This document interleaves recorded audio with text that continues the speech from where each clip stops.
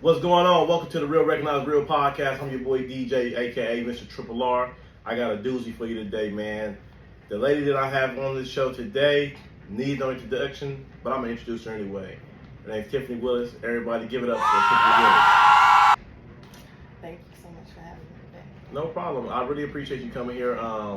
We've talked, multiple times, and I really love your story. Because I always say your story is one of tragedy turned to triumph.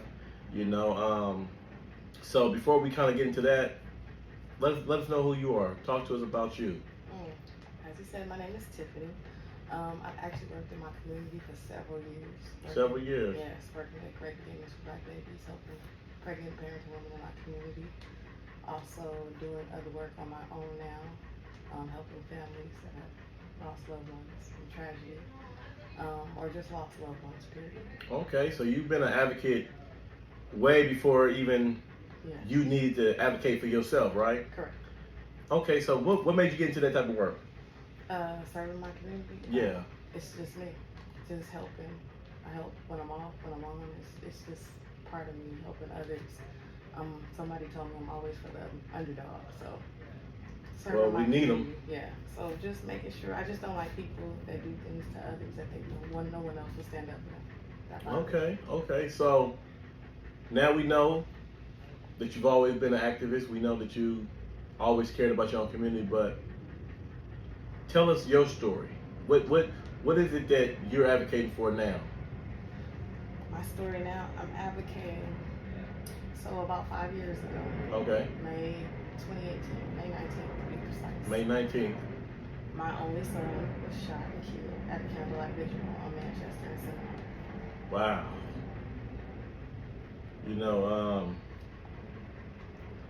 As you say that, first and foremost, I just want to say, because I know that I was a part of that. I know that I made somebody's mom feel that way as well. You know my story as well. And so, to hear your story, it really touched my heart. It really kind of made me want to go harder as far as my living amends to my victim.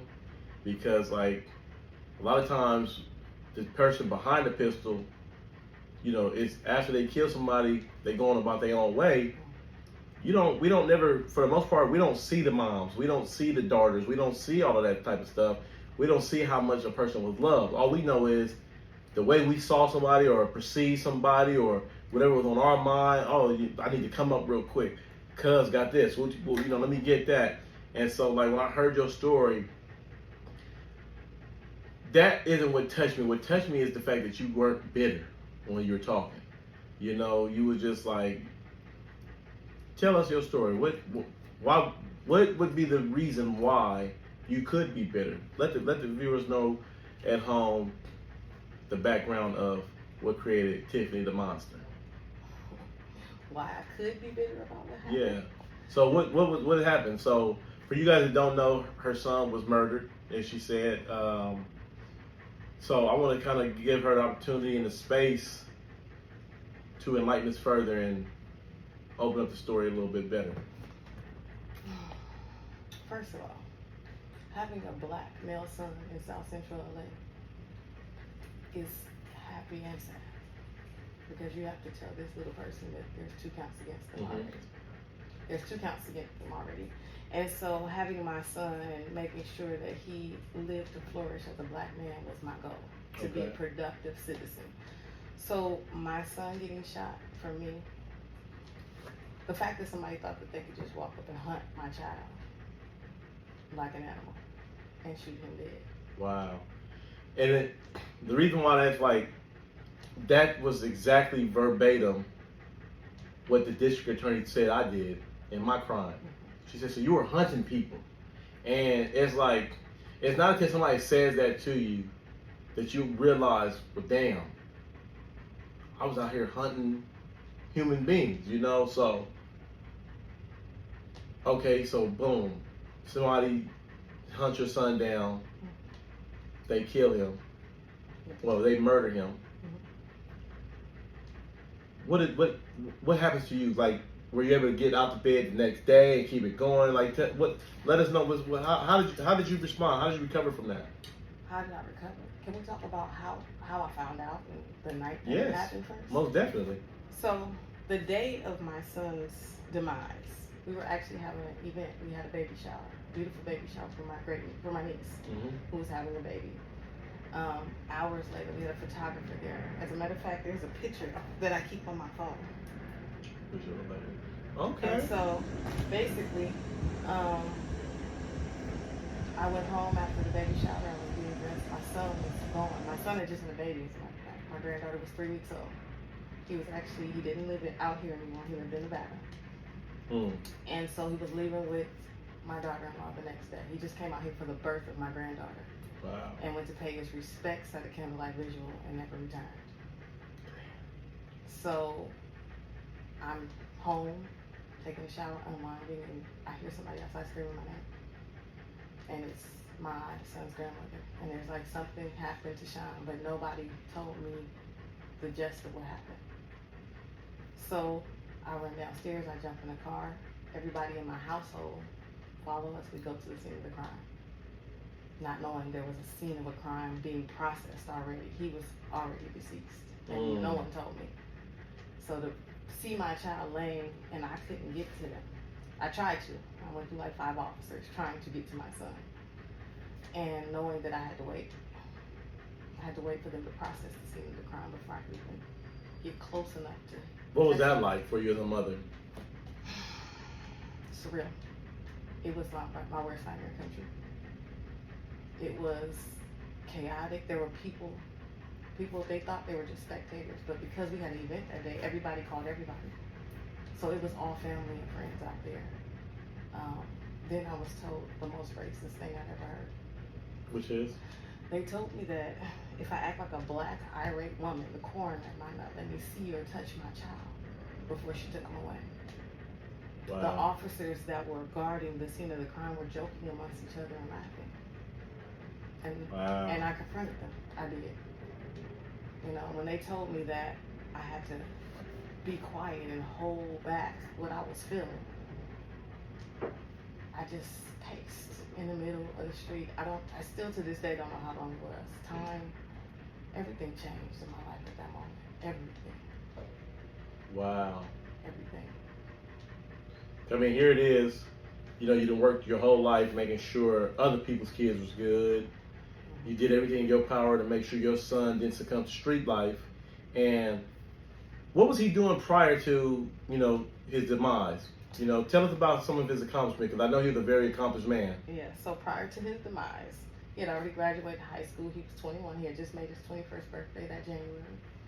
He had a daughter on the way, which was the one thing he wanted. He wanted to be the example of a black father. Okay. And so the one desire of his heart was a child. Right. So he had his daughter on the way. When he found out that he was having a child, he started going to HVAC school. Okay. He moved to Nevada with his best friend, and they had their own business. Okay. He also had an album dropping. Okay. It's amazing when you see your black male child figure out who he is as a man. Right. And walk in that purpose. And you know, it's crazy that you say that, you know, to all the viewers at home watching, you know, growing up in the inner city as a black male, whether you from a gang or not, you have the same issues in life. You know, many of you guys already know my story. You know, say I'm a former gang member. But even before I was a gang member, it was like walking down the street, you got to worry about the dudes that's down the street. You got to worry about the police thinking that you look like the dudes down the street.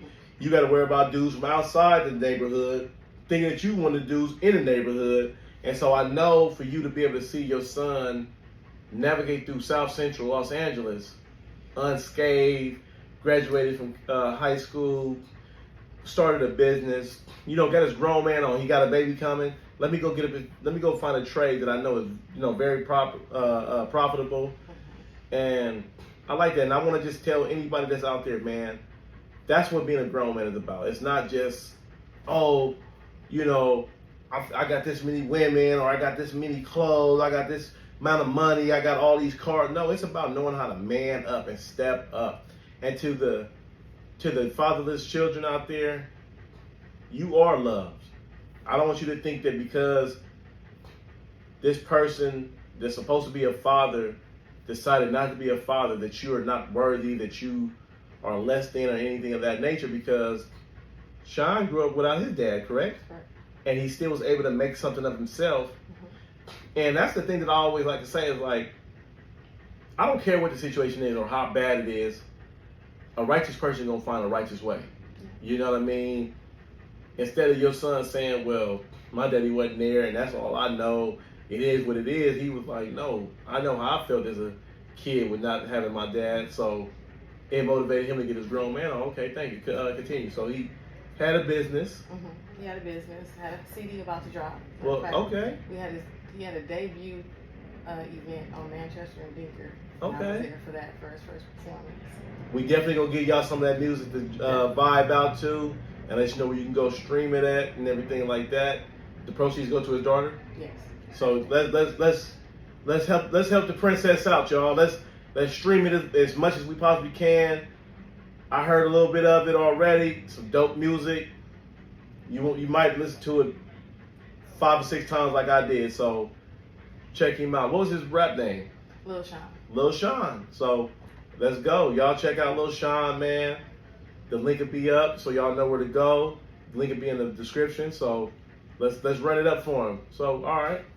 So basically that was it. He had that going for him. He was getting ready. It's the funniest thing is when he came home, he had this bag of change. And I'm like, what is in this Ziploc bag of change? And he was like, it's for Alicia's first birthday party. He said, because I want our party to be amazing. So every time a client gives me money and I have change left over, I just put it in this bag. And to this day, we still have it. It's in her bank. Oh, Inside wow. her little bank. So it's just... That's Alicia if I can borrow $20. She has it. She definitely has it to loan. She does. She has more money. Yeah, tell her we need some some snacks for the next guest. Tell Alicia to donate for some snacks. I let her know. She definitely will. She loved to host. Okay, for sure. So basically, he figured out who he was, and it was a great thing to see. You know, the one thing for me about my son's passing is there's nothing unsaid between my son and I. My son and I were very close. We had mother-son dates. We did things together. He was my best friend. You know, we prayed together. You know, we went through everything. If he had football, I'm out there with him throwing the football, shooting hoops, whatever we had to do for him to, whatever he was into, that's what we did. Even the skinny jean phase and the dancing phase. We did all of that together. Oh, man, for y'all don't know, this is after my incarceration. Because when I went to jail, we wore pants 2-3 times bigger than the shirts that, Yes. you know. So, and it was so funny that you say, you know, the skinny jean phase, because I personally never thought Los Angeles, especially South Central, Compton, and Watts, and all, you know, what they call the hood. I never thought that dudes would want to be wearing pants that's, you know, tight. Yes. But, yeah, so, you know, you're an LA native, grew up in LA your whole life, so you've always seen dudes in clothes that's way bigger than them. But nice, baggy. Right, to all of a sudden, yeah, they hugging. It's a transition. It was definitely, it was hilarious to watch. Okay. So, but yeah, we went through a lot together. That's what's up. Let me ask you this, and take as much time as you need, because I know this is a touchy subject, but I want to talk to you about the day after. Talk to us. What was the day after like? Believe it or not, the day after I got up and went to class, because I was going back to school because I wanted to show my kids that no matter what happened when I was younger, that our era comes from do as I say, not as I do. Right. I don't believe in that. So I was going to school, and I was at the end of my semester. It's funny because he had picked me up like the day before from school because he had my car because he was out here from out of town. And I went to class.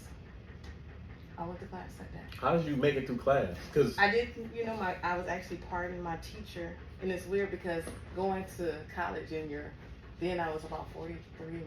Okay. It was funny because it was like they were all young to me in class, you know. She let me speak before I left, my teacher, and she allowed me to make it up. So what I would have probably got an A, I got a B.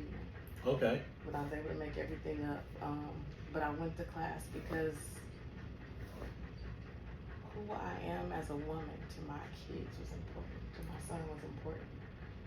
And I did the responsible thing, which was to go to class. Once she found out what happened, she excused me from class, but I still can't believe it. But I went to class the next day, and then I went home. But every day since that day has been waking up every morning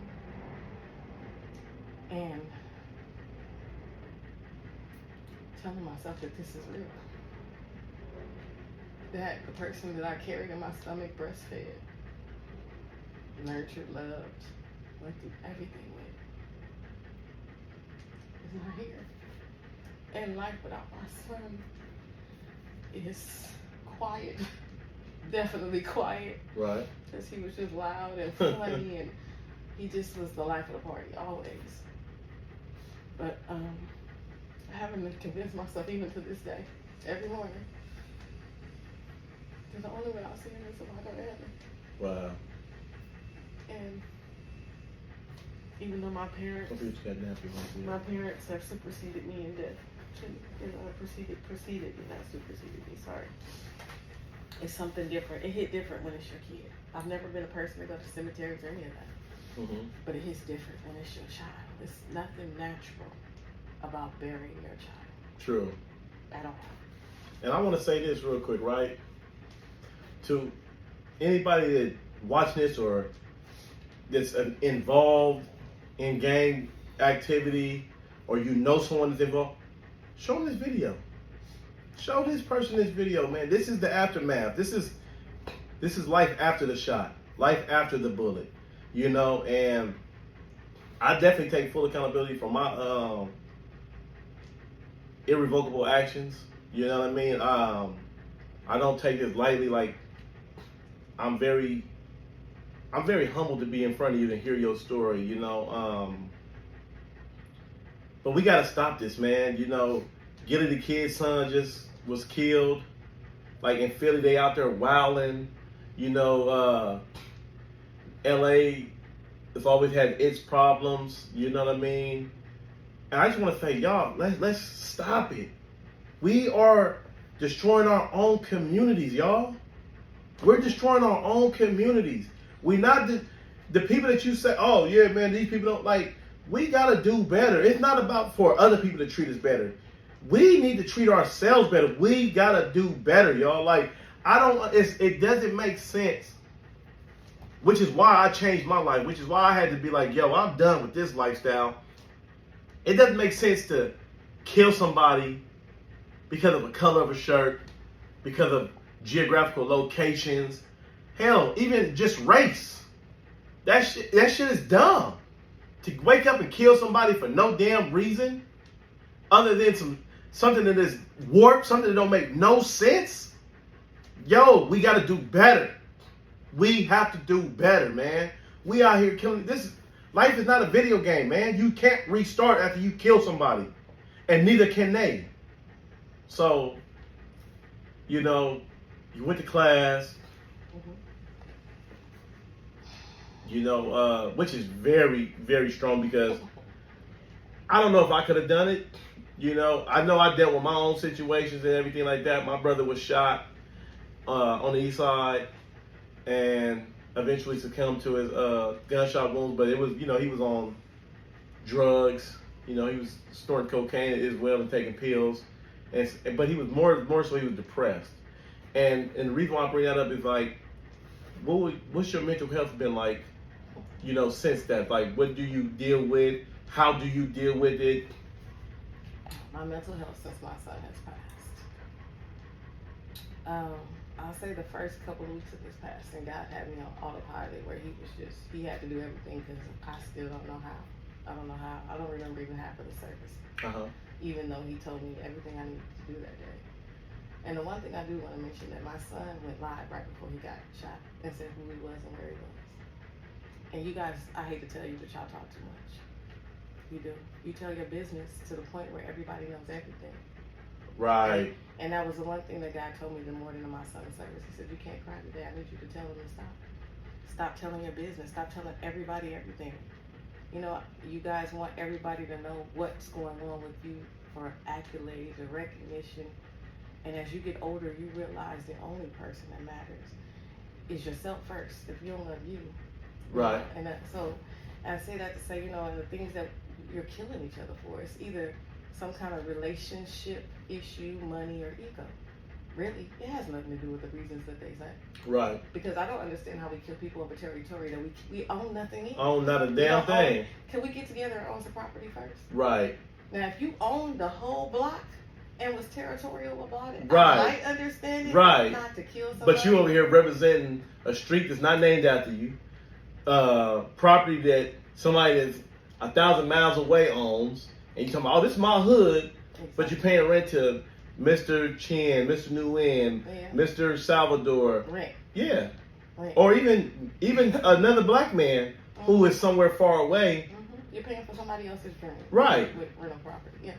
Yeah. And I want to say this too, because I remember, you know, when I was growing up, just like you, we didn't have social media. No, so you couldn't, and that's not to say like that the knuckleheads of the 80s and 90s in the early 2000s wouldn't have been saying, oh, cuz, we over here, woo, woo, woo. But we never had that, we never had an opportunity to do that. But now, I know one of the biggest things for a lot of gang members is to be like in the enemy territory and like, where y'all at? Where y'all at? Where y'all at? I'm over here, whoopty whoop. Or to be posted up somewhere in their neighborhood like, yeah, we wish something would come through, whoop. And the whole time they doing that, the dudes is looking at the camera and they're like, wait a minute, so they right here. Okay, we got to just come from the back. Mm-hmm. And PSA, man, like, what the hell? Social media was not created for y'all to start, oh yeah, where y'all at? Where y'all at? I'm out here. Like, no. Like, the true thing for social media was to reach out to family members as far away. Like, you know, you think about Facebook. Facebook is really supposed to be for friends. It was, you know, everybody else just started, oh, I'm going to add this person. I'm going to add, ooh, damn, she look good. Ooh, damn, he look good. Which is cool, too, because you get to meet people, but it wasn't made to gangbang on. Like, understand that. Like, you guys is taking the core of what this is, and you put everything on here. You air all your dirty laundry. You go broke trying to be on social media. Oh, I'm in a 5-star restaurant. Show your house. I don't got one. Show your car. It's the repo man looking for it. You know what I'm saying? So I understand that what you say with your son, and it's like, you know, and I hate playing the shoulda, coulda, woulda game, but it's like that possibly could have allowed him to still be here. Him not being on live and saying whatever the hell he was saying, whether it was good, bad, or the ugly. Wait a minute, that looked like a certain area. Let's go over there and shoot. They all over there right now at one time. So I definitely understand that. But I wanted to ask you, what is your dream? If you can have a perfect world without being able to bring your son back, but as of right now, and if today was a day that everything just went right and just was ideal for you, what is your goal? What is your dream? For us to be prosperous as a people, to get along.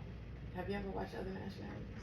Right. Yeah, they're not out there. House, and they all live in a house. Right. And they put the money together, buy a house, and they buy a house, and they buy business, and they just keep doing it. Right. That's how you get generational wealth too. Right. But we fighting over Kool-Aid. Who touched my stuff?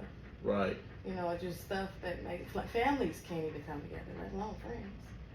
Families. I don't, you know, you find out who your friends and family are when this happens. When tragedies like this happen, that's what you find out. I found out a lot. Wow. And you don't just lose that person. I didn't just lose my son. I lost family and friends too. Wow. Because one bullet took out family, friends, and then nobody knows what it's like when my granddaughter that's now 5 cries herself to sleep because she wants her daddy. Wow. Or every year they have a father-daughter dance at their school, and she picks one of her uncles or her grandfather to take her because he's not there. Even though she understands that, she's still like, it's not fair that my daddy can't be here.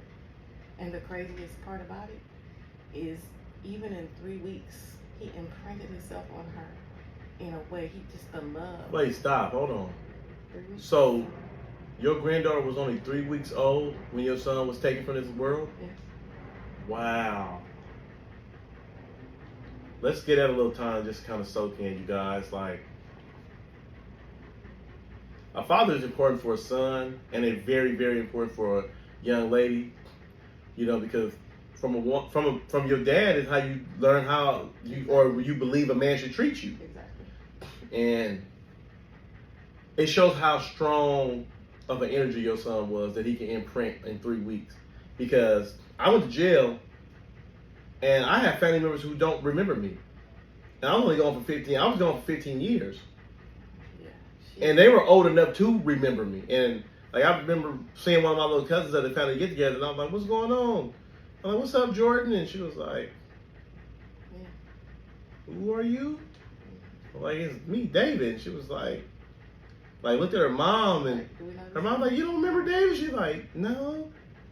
And it was like, maybe I wasn't that strong of a person to imprint, because her brother remembered me.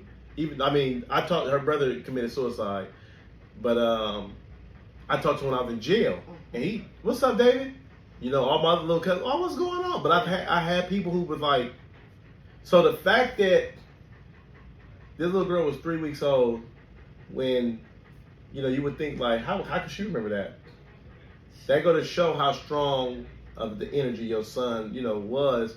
And it's so sad that an energy like that was taken from this world. Exactly. And not because he was my son, I say that. Because as a person, he was just, my son's energy was so strong that his friends, like I've only had one son, or one child biologically, but you wouldn't know that. Right.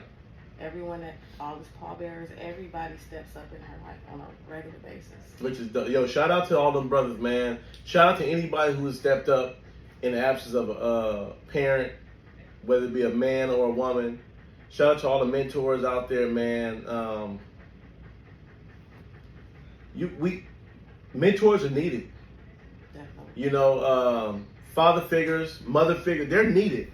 And for us brothers and sisters that's out there to have our things together, like we gotta let's step up. Like we gotta get back to that village mindset. Mm-hmm. You know what I mean? We gotta really get back to that. And I always say that, like, because the village is saved your life. I remember like when my mom was growing up, she always tell us like, when I grew up, you can get a whooping from the neighbor, and then you gonna get a whooping from your mama. You are. And it's like, but the neighbor kept you. Hey, what you doing? Exactly. Get your butt over here. And it's like nowadays, I see a lot of parents that are raising their friends instead of their kids. Mm-hmm. Yeah, he was not my friend. I really was stern on that. And I wanted to speak on the part about his father. Okay. A lot of my son's mindset was because I was very specific about what I programmed into him. When he asked about his father and he was not there when he did need him to be, I always said the same exact thing. Your father's just not mature enough to be the father you need him to be right now. But I always prayed for him. I always prayed that he find someone so that he could be what my son needed. And now, as we are now on this second generation, we co-parent or co-grandparent our granddaughter. I see that he's grown and he's a different person now. And I was that's the anger that you find, that you get during this. He was one of the people I was most angry at for a lot of reasons. Right. And I forgave him, not for him, but for me. Amen. Because carrying anger is heavy, it's tiring, it's just a lot. And so much has transpired between myself and his family since everything has happened. We've had to bury other people since then. And had to come together as a family. But I do understand that my son's father, the examples he had of love. As you get older, you see what you didn't see. I see that his example of love wasn't very healthy. So now I understand now. And we both were products of our parents in the crack era. We came together because of circumstances more than anything. And then expected one thing from each other that we weren't even prepared to give because we were thrown into this world, period. And people don't understand when death happens in most families, because we don't do life insurance because we think it's scary. There's no preparation for myself. My mom died when I was young. I went from private schools, middle class, to poverty, public school, hood, just culture shock. Right. I was 11.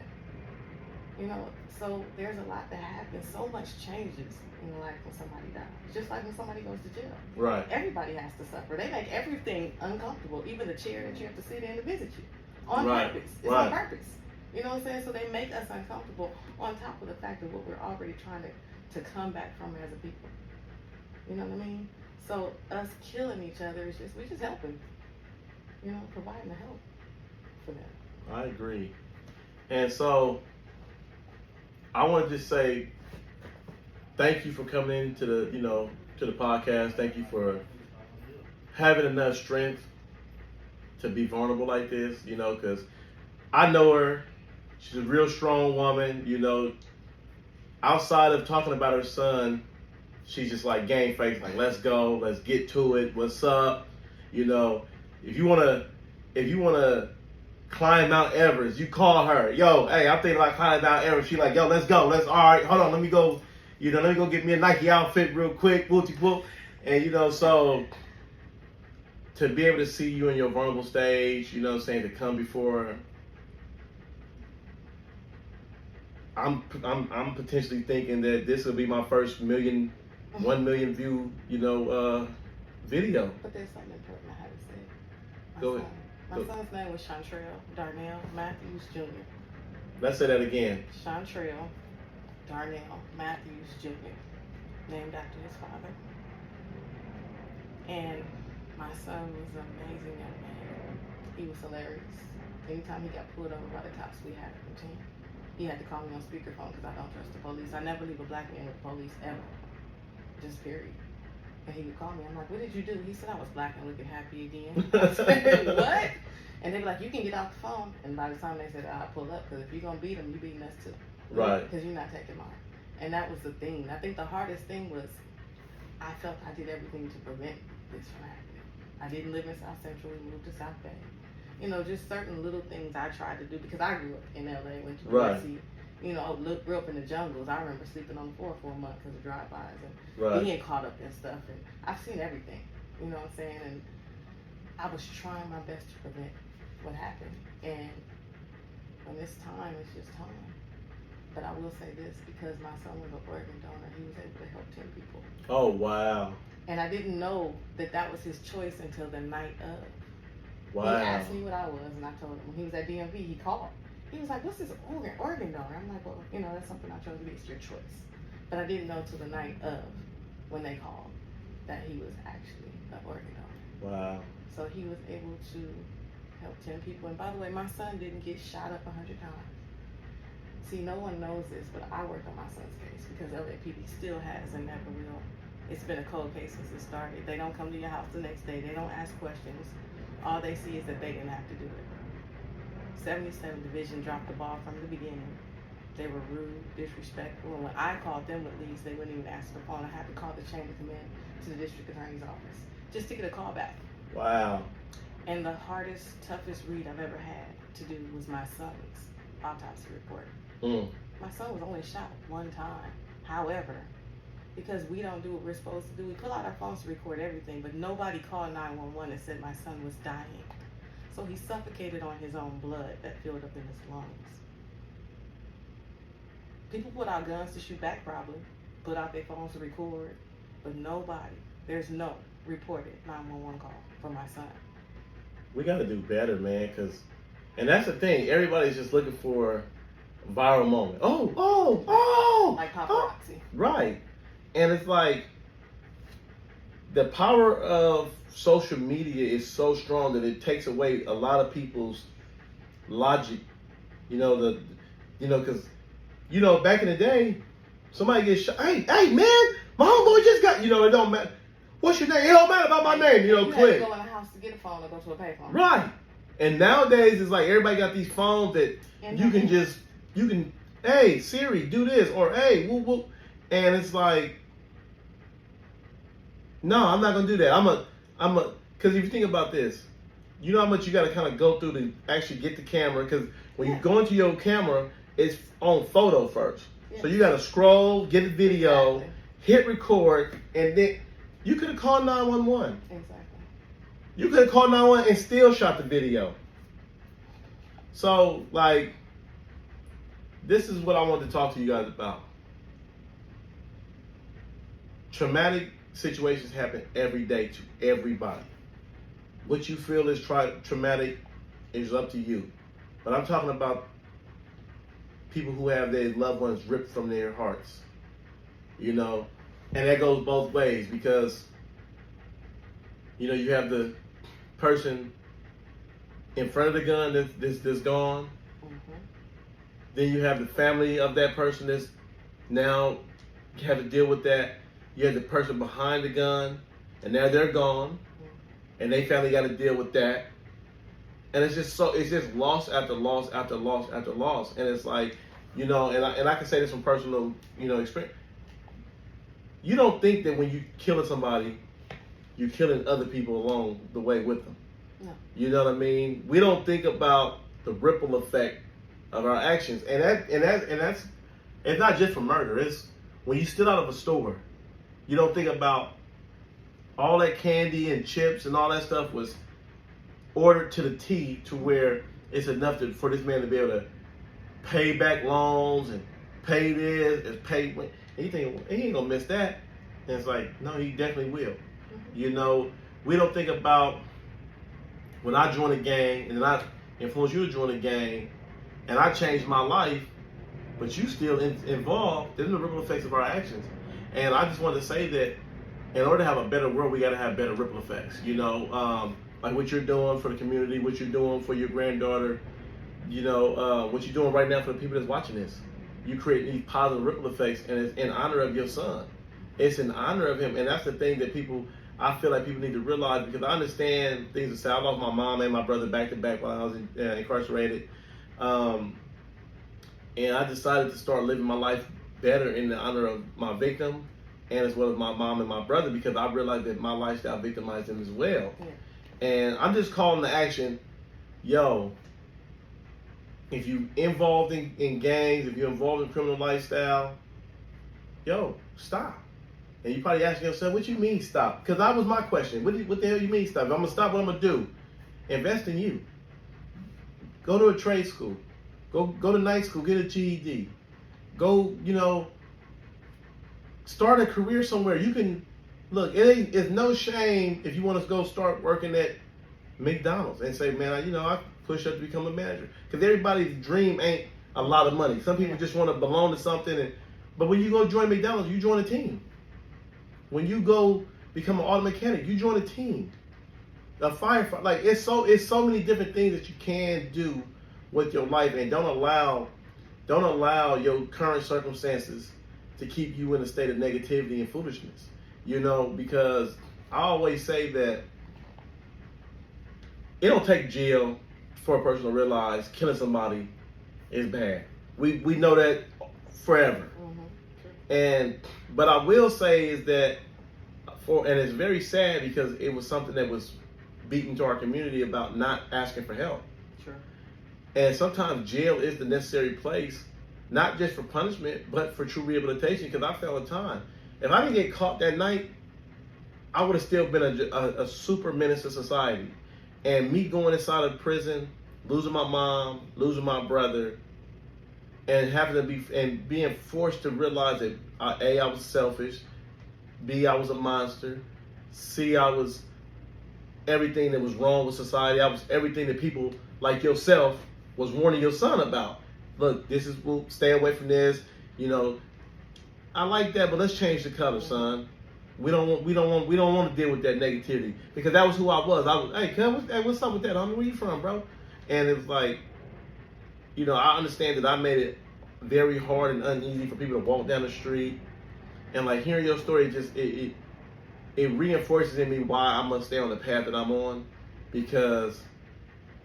and why I do what I'm doing with the Real Recognize Real podcast, because I want people to hear these stories of tragedy so they don't ever have to go through them. Mm-hmm. Because with every story of tragedy, it's a story of triumph. Look at you standing tall, you helping raise your granddaughter, you fulfilling your son's wishes, you keeping his name alive, which means his soul, his spirit, all that is still alive because you give it breath, you give it life every single day. And I just want to really, truly applaud you, commend you, because a lot of people couldn't do it. There's people right now that are still shut-ins. 10 years later, 15 years later. There's people who won't get up and, they'll get up, but they won't brush their teeth. They won't comb their hair. They don't shop. They've died as well. And the fact that you're still here, the fact that you can play with your granddaughter, it speaks volumes. And the fact that you still advocating for gang truths and still trying to help young black men that are lost in the sauce, young black ladies that's lost in the sauce. You know, it's so amazing, and I'm pretty sure it's gonna be somebody that want to get in contact with you. So you want to leave your contact information? But my contact information, if you want to reach me on social media, I'm unapologetically _Tifany with one F. If you want to reach me on Facebook, Tifany Willis, Tifany Willis, Willis. You can reach out to me, or you can hit me up on my email, which is Tifany, Tifany1318@gmail.com. Okay. And before we go, we're gonna let. I told y'all she kind of pushy. Cause I wasn't done with her. She said, "You forgot to tell me. You forgot." But no, we like to laugh over here at the Real Recognize Real. But that's what I was gonna end on. Tell everybody what you're doing currently now with your life. Currently now. Get ready. Currently now. So since my son died, I help other people that lose their loved ones, from planning funerals, ordering flowers, calling you in the middle of the night, or you calling me in the middle of the night and just crying, or coming over so you can cry. I call the day of the funeral, it's like ground zero. The day after the funeral is when the truth, when it's real, when it's really real. Those days leading up to it is like a whirlwind. But I've helped multiple people that you probably know. The young man who was killed at the Torrance Bowling Alley, his mother and I are friends because of the same thing happening to her.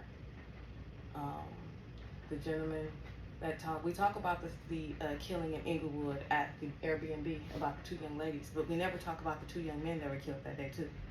4 people died that day, and the 2 young men that were killed were actually cousins and best friends. So that family had to have a double funeral. So that's also one of my friends, like the mother of one of those gentlemen. And then I have other people that have lost loved ones. Sometimes it's not by violence, just losing loved ones, period. And I help them with whatever they need. If it's to drive to Lancaster, to go to the mortuary, to help you plan, to make sure that the place you're going to is not trying to just get you for your money. Since my son has died, my tribute to him has been, one, getting my life insurance license, because I think we should plan with it. Life insurance is actually income protection. It's making sure the income that was in that household is still there for at least 5 to 10 years. So everybody doesn't have to uproot, because we've also lost the person. Why? We have to lose everything, you know. Right. I have my pre-needs insurance license as well. But actually this year, next year, I have been working for Exquisite Family Mortuary, where I met the family that owns that by dealing with one of my clients, helping her bury her daughter. Oh, wow. After helping her with that, they asked me to join. I've been there now a year. Wow. And it's weird, my first client was my grandmother. And I remember that. Today, to the date, was the day right, that my I remember grandmother that. passed away. So yeah. Today is that anniversary as well. R.I.P. Grandma. So I work at Exquisite Family Mortuary at 2617 Manchester in the city of Inglewood. I work with a remarkable mother and daughter who own it, that are Black women. And I help families get through the toughest time in their life, not because of money. We don't care about the money. We care about helping you lay your loved one to rest. Me being able to be there for you during that time is so humbling for me. It's the one way that I found to bring something tragic into something that's good, because I know what it feels like to be the family on the other side of the table. And so it's my purpose. I never would have thought I'd work in this line of work. People have asked me questions all the time, which you could always ask me, I don't mind. But it is humbling. It's the most humbling thing that I can do. And I'm also working on my book. You got a title yet? No, I'm still working on it. I was trying to steal us an exclusive, y'all. I was trying to steal us an exclusive. I am working on the title, but the book is not just about my son. It's about everything. And it'll probably be more like a letter to my granddaughter. Oh, wow. Because at the end of the day, that sounds like a good title, too. I don't know. It is. It's part of the title. Oh, okay. I don't care what other people think of me at all. But I care who she knows that I am. My legacy. She is my only legacy now. My son is gone. My parents are gone. My grandparents are gone. It's she and I. and who she knows that her grandmother was and our family was is important to me. And I want her to know that through all the adversity, we still stand. And to know her strength and how far back it goes. Well, she's an activist. She's an author. She's a warrior, a grandmother, a mother. But before all of that, she's a strong Black woman. And I thank you so much. This is Real Recognized Real. I'm real, you real. We recognize that. The story is real, the struggle is real, the fight is real, but we must go on. And Tifany is a very, very great example of what staying great above hate looks like. So until next time, man, make sure you like, subscribe, share, comment, hit that notification button. It's your boy DJ. It's been real.